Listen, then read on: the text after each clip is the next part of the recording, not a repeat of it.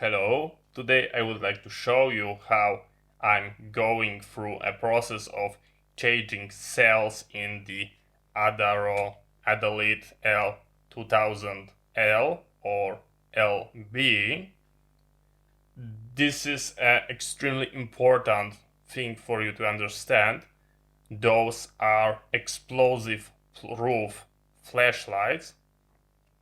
They are certified and they are rated. Any modification, even the terrible tiny like changing screw, make them non-compliant. So absolutely do not follow this tutorial if you are planning to use them in the real scenario, in the real application, because if you do that, if anything happens, you can go to jail. And this is absolutely not a joke. Those are going to be used only in a search and rescue, in a non-explosive, non-hazardous situation where they do not need to be gas tight, they do not have to be explosion proof, but we just need a good quality rugged flashlights, and they are going to fully deliver that. And as you can see, just as a safety precaution, I put on all of them labeled that they are non-ATEX compliance. And those are actually two that I do already. One is using a bulb and the second one is using LED. The process is going to be exactly the same for any of them. So let's start.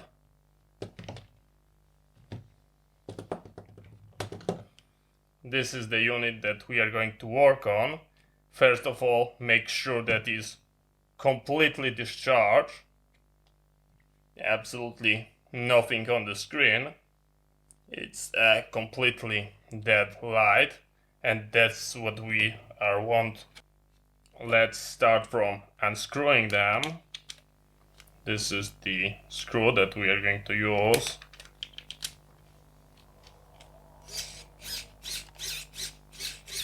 As you can see, you can start by just twisting them by hand.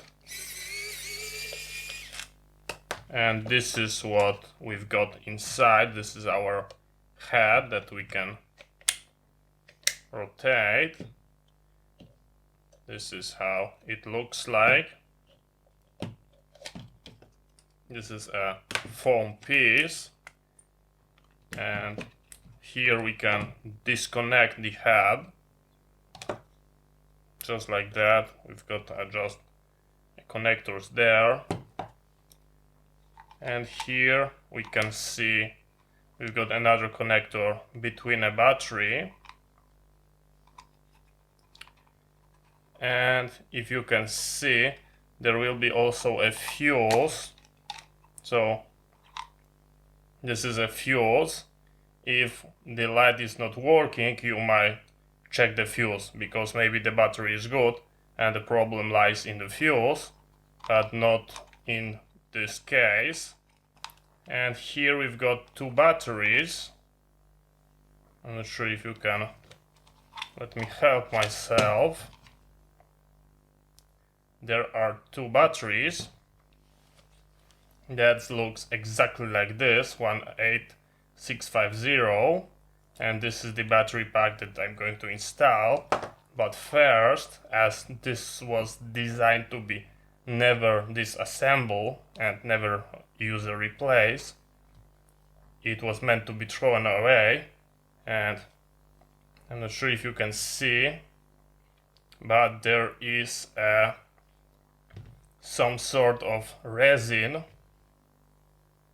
like resin, that is holding the two batteries down, and they are connected in parallel, so that's going to be exactly the perfect match. But first we have to extract them. For that, I find out the best way is to boil this battery half sink, only a little bit, and after that the resin is start to being a little bit brittle and it can easily crack.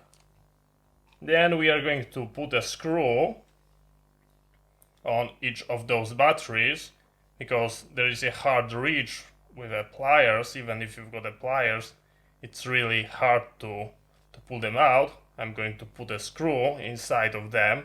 That's why there is critical to make them discharge, so nothing is going to happen. And then we can pull them out, dig the brittle resin by devices like this, like a chisel, and we can put new battery pack. We can connect everything together, and we've got a perfectly working light for another 10 years. So let's go to the kitchen and boil it in water so the resin can be start making more brittle. Here you can observe my terrible setup. I'm mimicking something that is using in the laboratory, and it's called a water bath. The setup is that we've got a pot. On bottom of the pot we've got a glass element that is some sort of plate, and that glass element is creating a distance, so we are not going to touch the full temp of the heater, but only we are going to absorb the energy from the water, and it's going to be constantly around 100 Celsius degrees, no more. And I'm going to give it like 15 minutes, and after that I'm going to start prying the battery, and we are going to be able to extract it. This is how it looks like after extracting one cell. Here you can see how it looks like inside.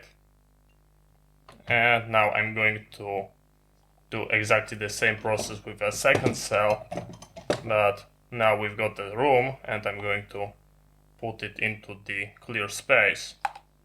Here you can see how it looks like after digging up some of the resin, and here we've got the two cells, and we can now start a process of replacing them. You have to be extra careful to not damage the temp cut-off switch. This is a bimetallic switch, self-resetting.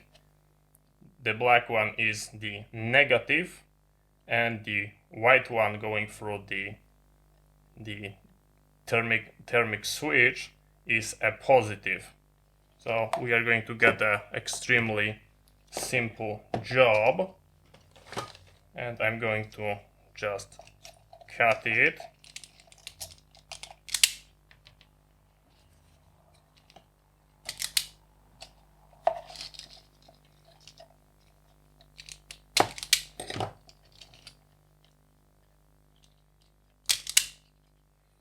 Just like that. Since that we've got a crazy amount of room, I'm going to use these connectors just to fill the gap, just like that. I'm going to use them, but you can of course solder them if you like, just like that. And now I'm going to cut the replacement battery.